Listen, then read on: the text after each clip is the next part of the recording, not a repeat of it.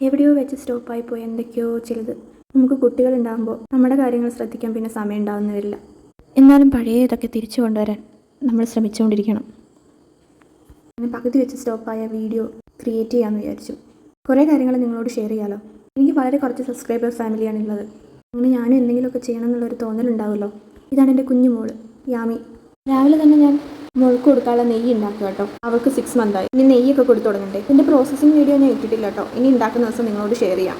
ഇത് 1 മാസത്തെ പാൽപ്പാട കേട്ടോ. അതിങ്ങനെ ശേഖരിച്ച് വെച്ചിട്ട് മന്ത് എൻഡ് ആകുമ്പോൾ ഇതുപോലെ ഞാൻ ബട്ടറാക്കിയിട്ട് ടീ ഉണ്ടാക്കും മോൾക്ക് വേണ്ടിയിട്ട്. മന്തായിട്ടുള്ളൂ ഞാനിത് ചെയ്യാൻ തുടങ്ങിയിട്ട്. കഴിഞ്ഞ പ്രാവശ്യം അത്രയും കിട്ടിയിട്ടില്ലായിരുന്നു. ഇതാണ് മൂത്ത ആൾ യാഷ്. എന്നാണ് കേട്ടോ വീട്ടിൽ വിളിക്കുന്നത്. മോനിപ്പോൾ 2.5 വയസ്സായിട്ടേ ഉള്ളൂ. ഇന്ന് എന്താണെന്നറിയില്ല, ഇന്ന് നല്ല വാശിയും കരച്ചിലൊക്കെയാണ്. രാവിലെ എണീച്ചപ്പോഴേ ഇങ്ങനെ തന്നെയാണ്.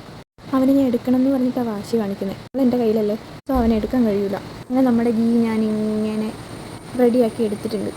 2 പേരും കൂട്ടി ഇതുണ്ടാക്കാൻ വളരെ ബുദ്ധിമുട്ടി. യാമിക്ക് ഉറക്കം വന്നുകൊണ്ട് പിന്നെ ഞങ്ങൾ റൂമിൽ പോയി ഗീ തണുക്കാൻ മാറ്റി വെച്ചു.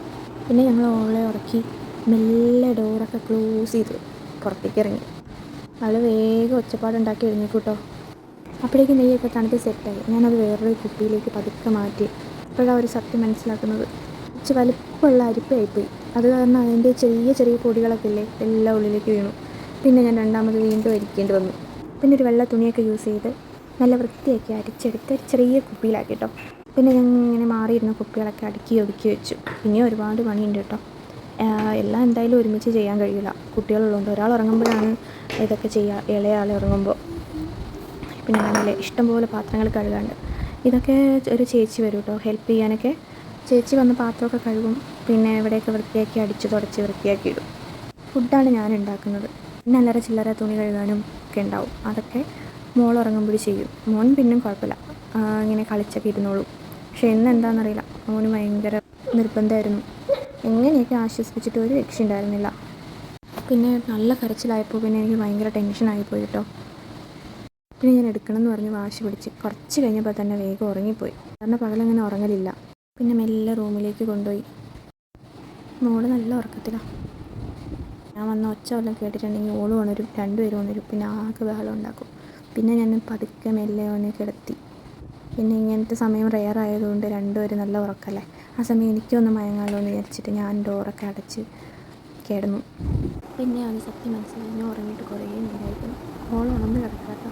പിന്നെ ഞാൻ എഴുന്നേറ്റ് നോക്കുമ്പോഴത്തേക്കും ചേച്ചി വന്ന് ഇവിടെയൊക്കെ വൃത്തിയാക്കി ക്ലീൻ ചെയ്തിട്ടിട്ടുണ്ട്. കിച്ചണൊക്കെ വൃത്തിയാക്കി പാത്രം കഴുകി മാറ്റി വെച്ചു. ഇന്ന് മോൻ നല്ല നിർബന്ധമായതുകൊണ്ട് പിന്നെ വൈകിട്ടൊന്നും ഉണ്ടാക്കാനുള്ള സമയം കിട്ടില്ല. അതുകൊണ്ട് ഞങ്ങൾ മസാല ദോശയൊക്കെ ഓർഡർ ചെയ്തു. എന്നിട്ട് അവന് ഭയങ്കര ഇഷ്ടമാട്ടോ മസാല ദോശയും വടയൊക്കെ. നല്ല അടിപൊളി ദോശയും വടയായിരുന്നേ. ആ ചട്നിയൊക്കെ എന്താ ടേസ്റ്റ്.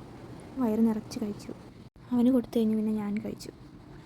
പിന്നെ അവൻ്റെ കരച്ചിലൊക്കെ മാറാൻ വേണ്ടി ഞാൻ ട്രിക്ക് ചെയ്തിട്ടോ സെല്ലോ ടേപ്പൊക്കെ വലിച്ചിട്ടിച്ച്. പിന്നെ അതിനകത്ത് കാറൊക്കെയും ഈ കാറ് ബോളൊക്കെ അതിനകത്ത് ഒട്ടിച്ച് വെച്ചെടുത്തിട്ടോ കുറച്ച് സമയം വരെ അവളാണ് അങ്ങനെ കളിച്ചു. ഞാൻ റീൽസിൽ കണ്ടതാണ് കേട്ടോ ഇങ്ങനെ. അങ്ങനെ നേരമൊക്കെ ഇതിലിങ്ങനെ എൻഗേജ്ഡ് ആകാൻ പറ്റും. പിന്നെ ഒരു 7-8 മണിയൊക്കെ ആയപ്പോൾ എൻ്റെ പാപ്പ ഓഫീസിൽ നിന്ന് വന്നു. പിന്നെ രണ്ടാളും കൂടെ നല്ല കളിയായിരുന്നു കുറേ നേരം. ഇന്നും ഞാൻ തന്നെ ഓഫീസിൽ നിന്ന് വന്നു. പിന്നെ കുറച്ച് നേരം ഇവർ കളിക്കും. ആ സമയം യാമി ഉറങ്ങാൻ കിടക്കായിരുന്നേ. ഇവർ രണ്ടാളെ ബഹളം കാരണം ഓക്ക് ഉറങ്ങാൻ നല്ല ബുദ്ധിമുട്ടുണ്ടായിരുന്നു. പിന്നെ കുറേ കഴിഞ്ഞപ്പോൾ ഉറങ്ങി. പിന്നെ ഫുഡൊക്കെ കഴിച്ച് ഞങ്ങൾ